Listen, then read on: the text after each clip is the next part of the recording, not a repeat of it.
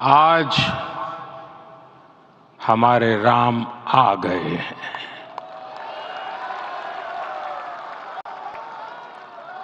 सदियों की प्रतीक्षा के बाद हमारे राम आ गए हैं। सदियों का अभूतपूर्व धैर्य, अनगिनत बलिदान, त्याग और तपस्या के बाद हमारे प्रभु राम आ गए हैं। इस शुभ घड़ी की आप सभी को, समस्त देशवासियों को बहुत बहुत बधाई। मैं अभी गर्भगृह में ईश्वरीय चेतना का साक्षी बनकर आपके सामने उपस्थित हुआ हूं। कितना कुछ कहने को है, लेकिन कंठ अवरुद्ध है। मेरा शरीर अभी भी स्पंदित है, चित्त अभी भी उस पल में लीन है।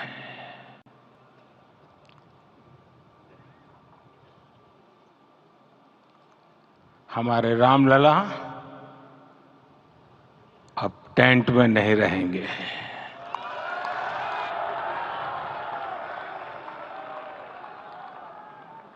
हमारे रामलला अब इस दिव्य मंदिर में रहेंगे।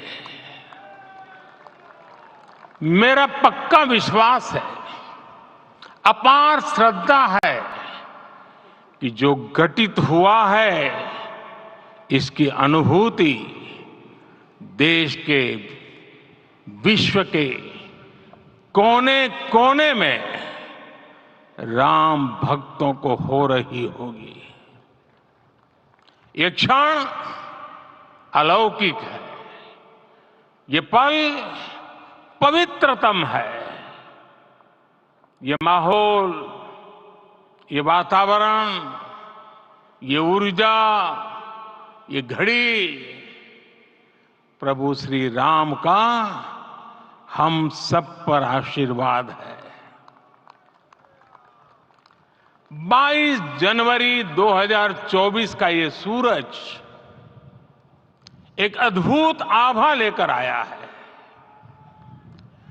22 जनवरी 2024 ये कैलेंडर पर लिखी एक तारीख नहीं, ये एक नए काल चक्र का उद्गम है।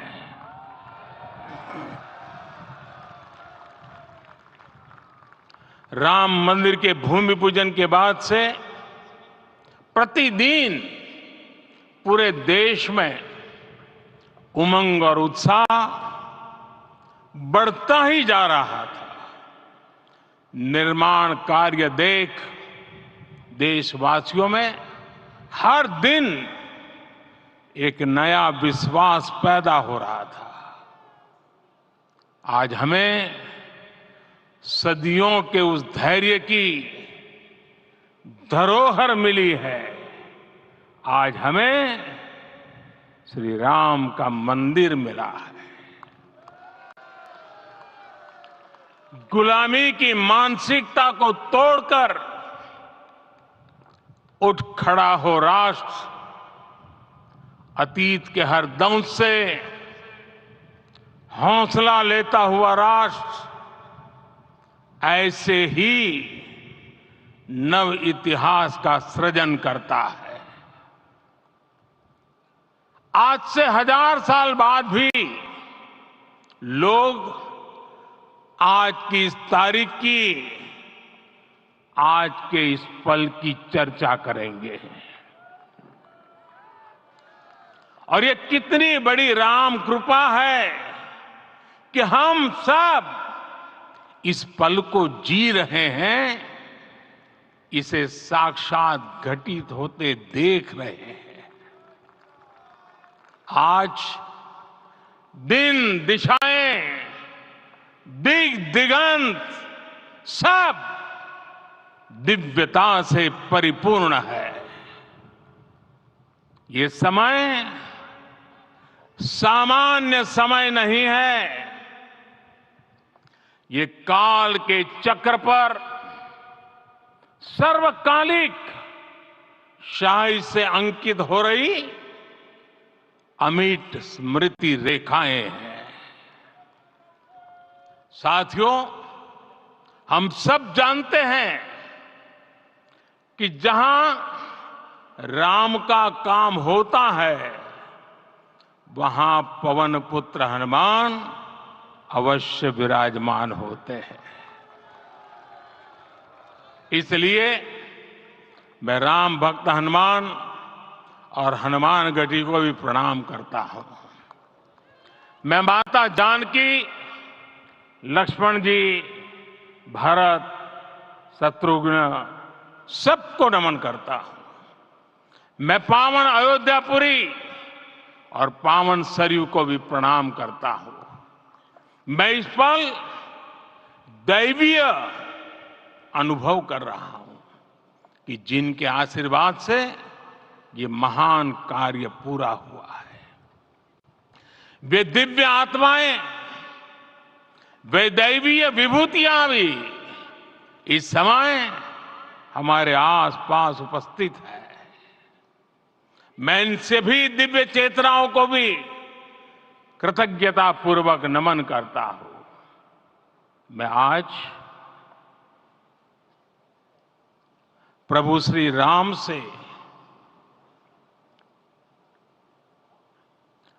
क्षमा याचना भी करता हूं। हमारे पुरुषार्थ, हमारे त्याग, तपस्या में कुछ तो कमी रह गई होगी कि हम इतनी सदियों तक ये कार्य कर नहीं पाए। आज वो कमी पूरी हुई है।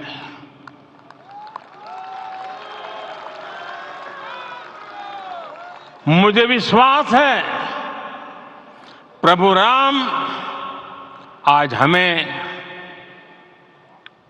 अवश्य क्षमा करेंगे। मेरे प्यारे देशवासियों, त्रेता में राम आगमन पर पूज्य संत तुलसीदास जी ने लिखा है, प्रभु बिलो की हर से पुरबासी, जनित वियोग विपत्ति समनासी। अर्थात प्रभु का आगमन देकर ही सब अयोध्यावासी, समग्र देशवासी हर्ष से भर गए।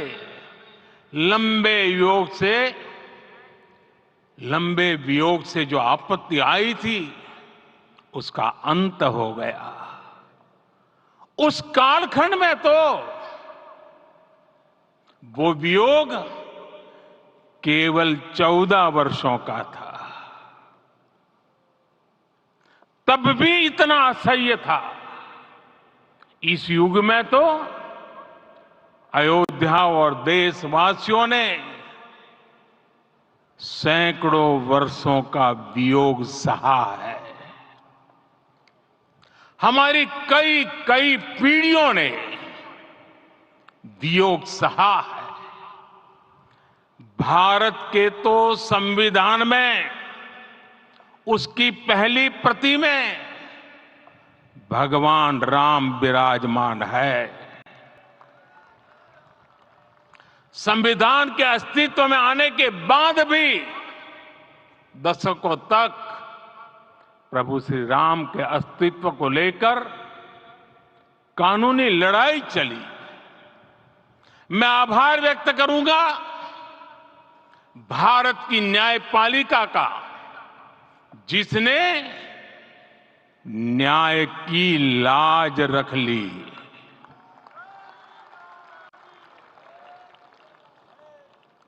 न्याय के पर्याय प्रभु राम का मंदिर भी न्यायबद्ध तरीके से ही बना। साथियों, आज गांव-गांव में एक साथ कीर्तन संकीर्तन हो रहे हैं। आज मंदिरों में उत्सव हो रहे हैं। स्वच्छता अभियान चलाए जा रहे हैं। पूरा देश आज दीपावली मना रहा है।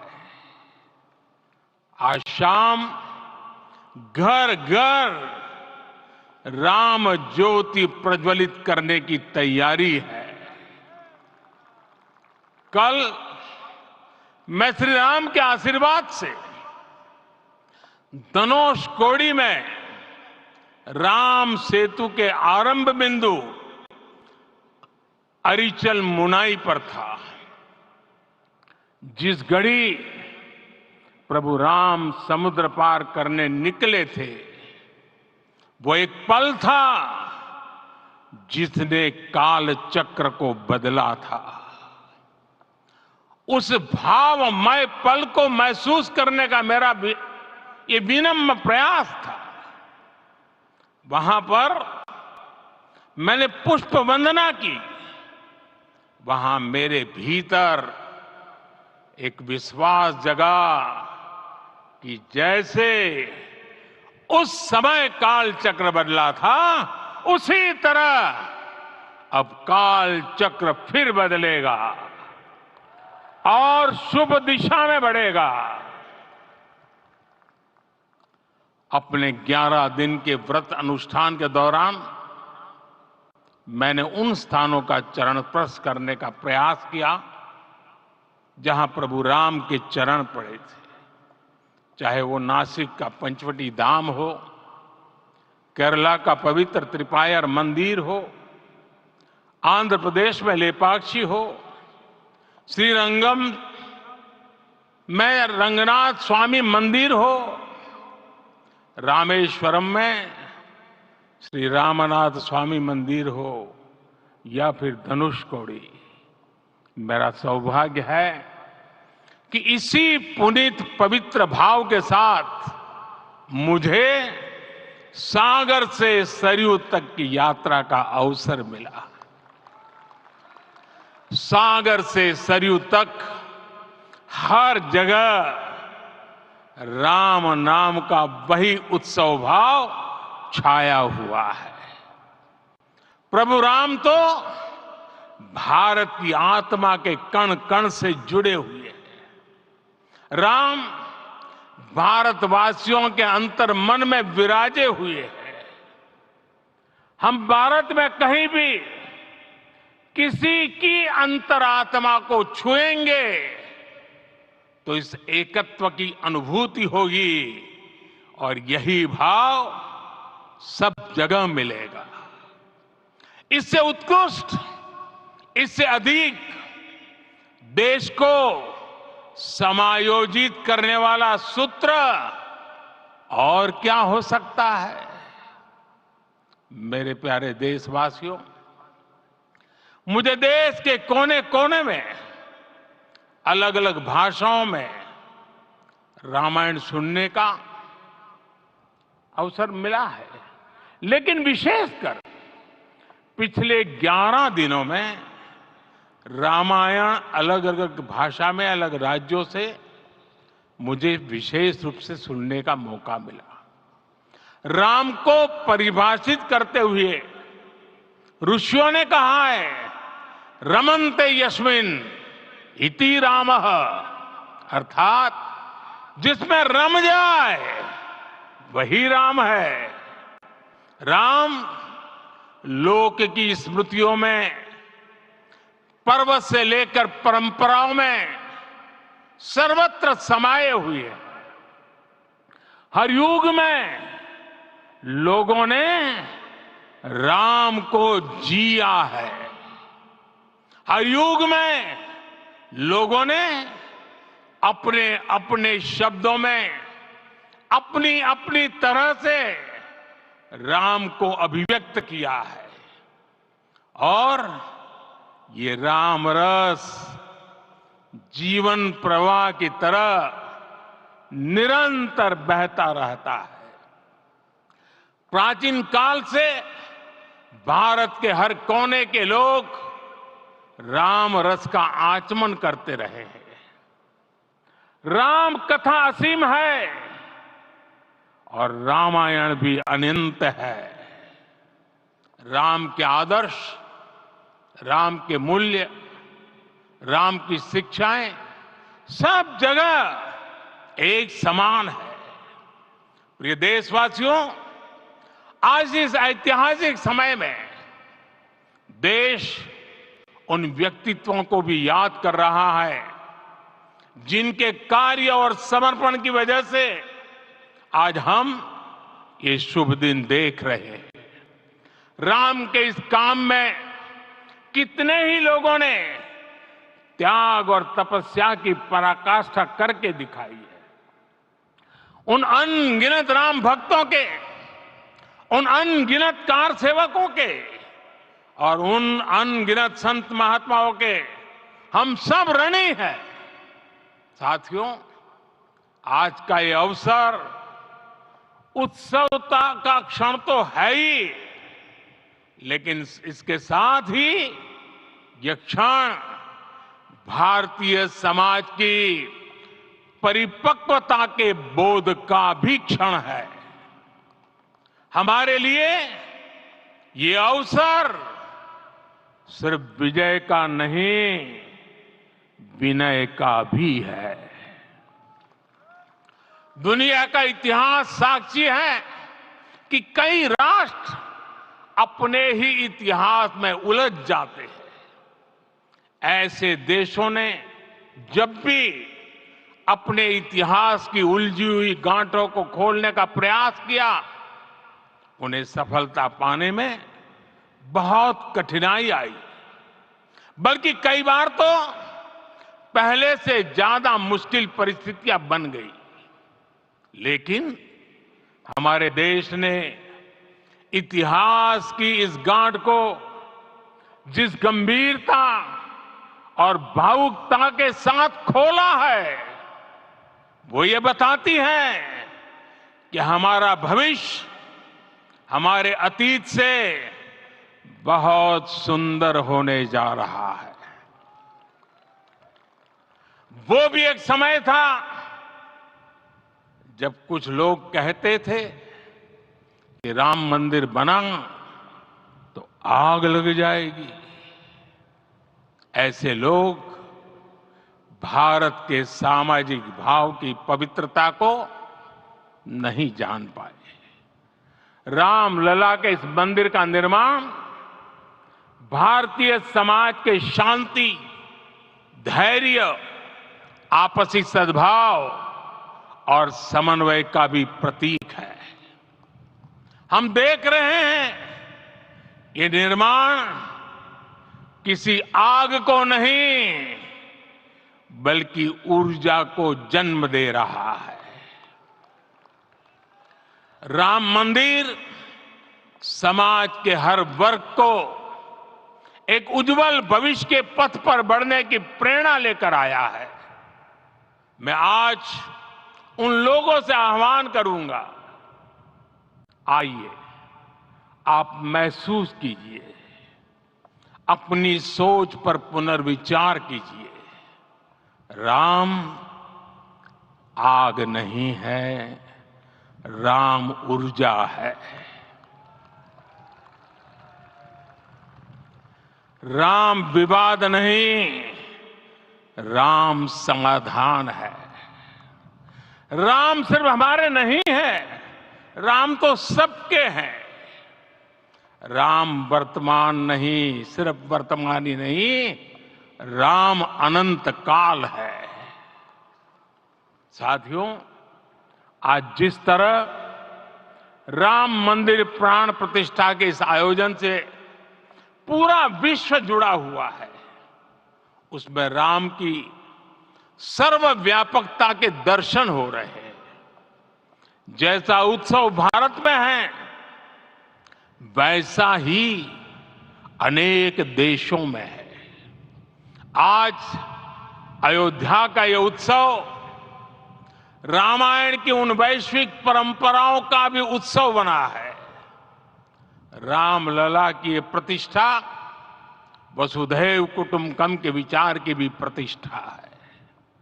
साथियों, आज अयोध्या में केवल श्री राम के विग्रह रूप की प्राण प्रतिष्ठा नहीं हुई है, ये श्री राम के रूप में साक्षात भारतीय संस्कृति के प्रति अटूट विश्वास की भी प्राण प्रतिष्ठा है। ये साक्षात मानवीय मूल्यों और सर्वोच्च आदर्शों की भी प्राण प्रतिष्ठा है। इन मूल्यों की, इन आदर्शों की आवश्यकता आज संपूर्ण विश्व को है। सर्वे भवन्तु सुखिनः, ये संकल्प हम सदियों से दोहराते आए हैं। आज उसी संकल्प को राम मंदिर के रूप में साक्षात आकार मिला है।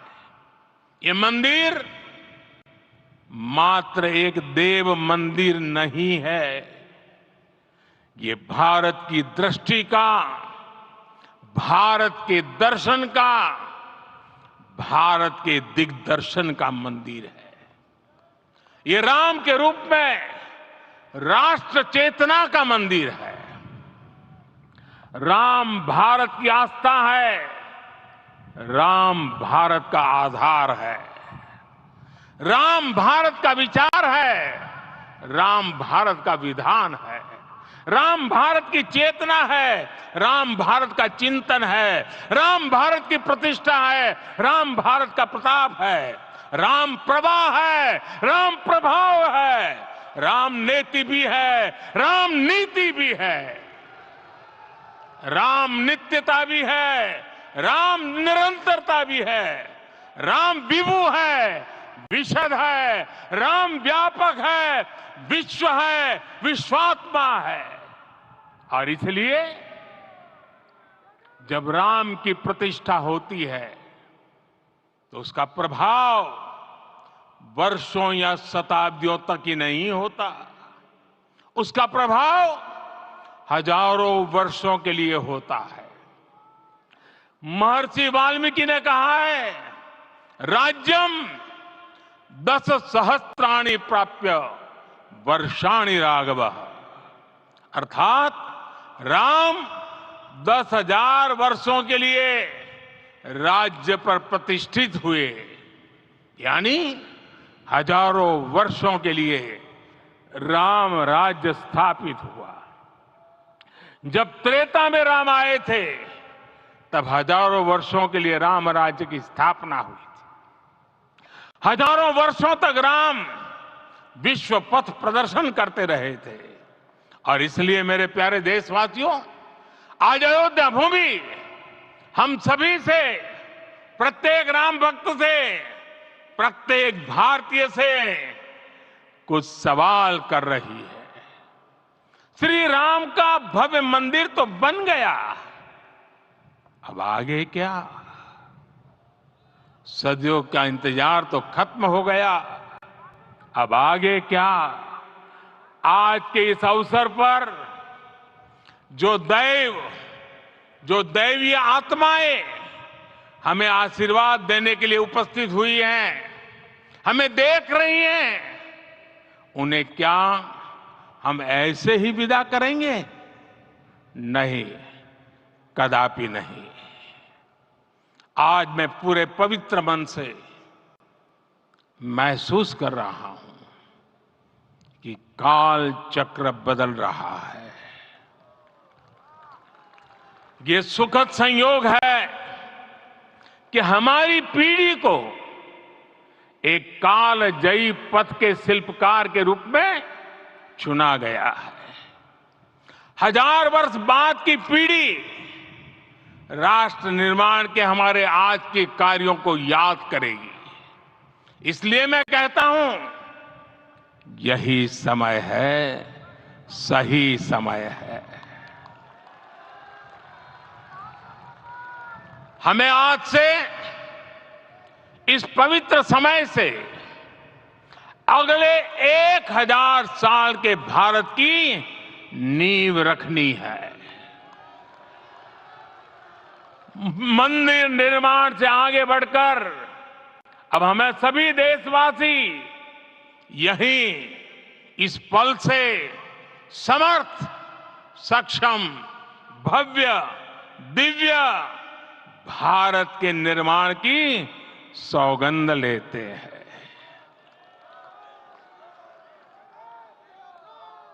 राम के विचार मानस के साथ ही जनमानस में भी हो, यही राष्ट्र निर्माण की सीढ़ी है। साथियों, आज के युग की मांग है कि हमें अपने अंतःकरण को विस्तार देना होगा। हमारी चेतना का विस्तार देव से देश तक, राम से राष्ट्र तक होना चाहिए। हनुमान जी की भक्ति, हनुमान जी की सेवा, हनुमान जी का समर्पण, ये ऐसे गुण हैं जिन्हें हमें बाहर नहीं खोजना पड़ता। प्रत्येक भारतीय में भक्ति, सेवा और समर्पण के भाव समर्थ, सक्षम, भव्य, दिव्य भारत का आधार बनेंगे। और यही तो है देव से देश और राम से राष्ट्र की चेतना का विस्तार। दूर सुदूर जंगल में, कुटिया में जीवन गुजारने वाली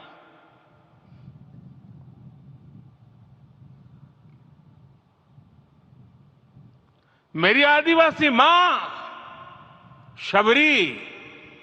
शबरी का ध्यान आते ही अप्रतिम विश्वास जागृत होता है। मां शबरी तो कब से कहती थी, राम आएंगे।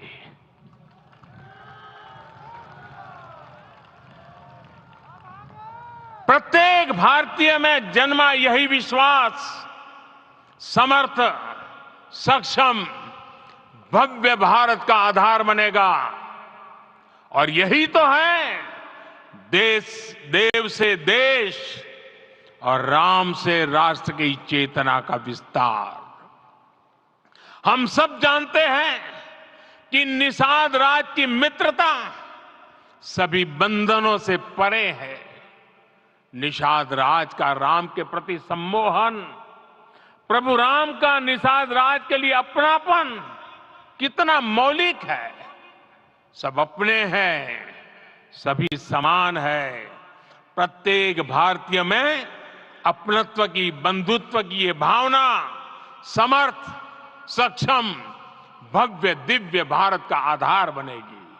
और यही तो है देव से देश और राम से राष्ट्र की चेतना का विस्तार। साथियों, आज देश में निराशा के लिए रत्ती भर भी स्थान नहीं है। मैं तो बहुत सामान्य हूं, मैं तो बहुत छोटा हूं। अगर कोई ये सोचता है तो उसे गिलहरी के योगदान को याद करना चाहिए। गिलहरी का स्मरण ही हमें हमारी इस हिचक को दूर करेगा, हमें सिखाएगा कि छोटे बड़े हर प्रयास की अपनी ताकत होती है, अपना योगदान होता है। और सबके प्रयास की यही भावना समर्थ, सक्षम, भव्य, दिव्य भारत का आधार बनेगी। और यही तो देव से देश और राम से राष्ट्र की चेतना का विस्तार। साथियों, लंकापति रावण प्रकांड ज्ञानी थे, अपार शक्ति के धनी थे, लेकिन जटायु जी की मूल्य निष्ठा देखिए। वे महाबली रावण से भिड़ गए। उन्हें भी पता था कि वो रावण को परास्त नहीं कर पाएंगे, लेकिन फिर भी उन्होंने रावण को चुनौती दी। कर्तव्य की यही पराकाष्ठा समर्थ, सक्षम, भव्य, दिव्य भारत का आधार है। और यही तो है देव से देश और राम से राष्ट्र की चेतना का विस्तार। आइए हम संकल्प लें कि राष्ट्र निर्माण के लिए हम अपने जीवन का पल पल लगा देंगे। राम काज से राष्ट्र काज, समय का पल पल, शरीर का कण कण राम समर्पण को राष्ट्र समर्पण के ध्येय से जोड़ देंगे। मेरे देशवासियों, प्रभु श्री राम की हमारी पूजा विशेष होनी चाहिए। ये पूजा स्व से ऊपर उठ करके समष्टि के लिए होनी चाहिए। ये पूजा अहम से उठकर वयम के लिए होनी चाहिए। प्रभु को जो भोग चढ़ेगा वो विकसित भारत के लिए हमारे परिश्रम की पराकाष्ठा का प्रसाद भी होगा। हमें नित्य पराक्रम, पुरुषार्थ, समर्पण का प्रसाद प्रभु राम को चढ़ाना होगा। इनसे नित्य प्रभु राम की पूजा करनी होगी, तब हम भारत को वैभवशाली और विकसित बना पाएंगे। मेरे प्यारे देशवासियों, ये भारत के विकास का अमृत काल है। आज भारत युवा शक्ति की पूंजी से भरा हुआ है, ऊर्जा से भरा हुआ है। ऐसी सकारात्मक परिस्थितियां फिर न जाने कितने समय बाद बनेगी। हमें अब चूकना नहीं है, हमें अब बैठना नहीं है। मैं अपने देश के युवाओं से कहूंगा, आपके सामने हजारों वर्ष की परंपरा की प्रेरणा है। आप भारत की उस पीढ़ी का प्रतिनिधित्व करते हैं जो चांद पर तिरंगा लहरा रही है। वो 15 लाख किलोमीटर की यात्रा करके सूर्य के पास जाकर मिशन आदित्य को सफल बना रही है। जो आसमान में तेजस और सागर में विक्रांत का परचम लहरा रही है। अपनी विरासत पर गर्व करते हुए आपको भारत का नव प्रभात लिखना है। परंपरा की पवित्रता और आधुनिकता की अनंतता, दोनों ही पथ पर चलते हुए भारत समृद्धि के लक्ष्य तक पहुंचेगा। मेरे साथियों, आने वाला समय अब सफलता का है। आने वाला समय अब सिद्धि का है। ये भव्य राम मंदिर साक्षी बनेगा भारत के उत्कर्ष का, भारत के उदय का। ये भव्य राम मंदिर साक्षी बनेगा भव्य भारत के अभ्युदय का, विकसित भारत का।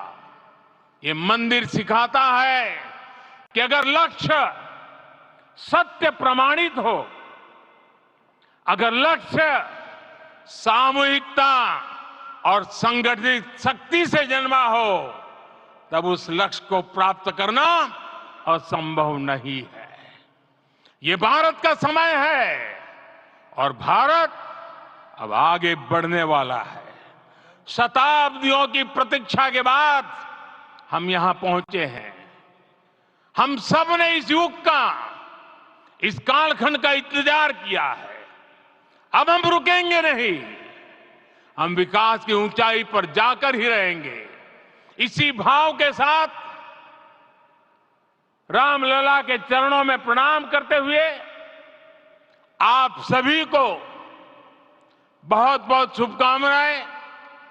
सभी संतों के चरणों में मेरे प्रणाम। सियावर रामचंद्र की, सियावर रामचंद्र की, सियावर रामचंद्र की